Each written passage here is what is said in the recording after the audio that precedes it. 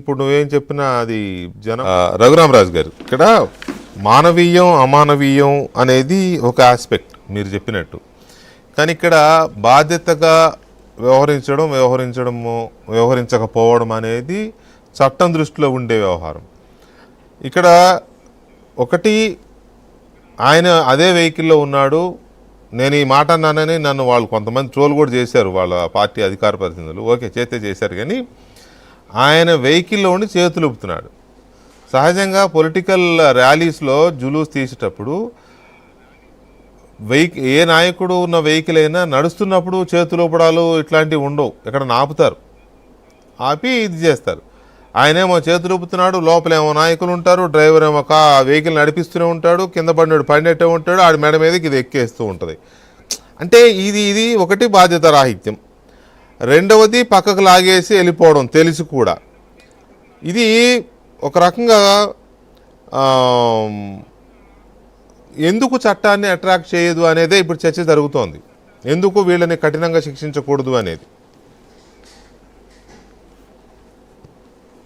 అంటే 105 BNS వెంకటకృష్ణ గారు, if the act is done with the intention to cause death అనేది అక్కడ స్పష్టంగా ఉంది. 105లో అతన్ని చంపాలి అని చంపితే ఆర్ చచ్చిపోతాడని తెలిసినా కూడా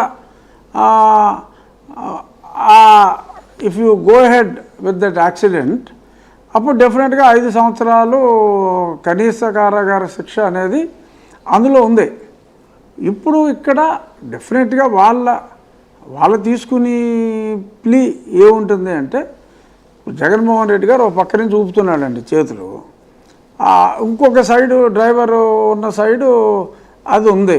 సో అతనికి జగన్మోహన్ రెడ్డి గారికి ఇటు రైట్ సైడు ఈ టైర్ కింద, రైట్ సైడ్ టైర్ కింద ఏముంది అనేది తెలిసే అవకాశం డెఫినెట్గా తక్కువ.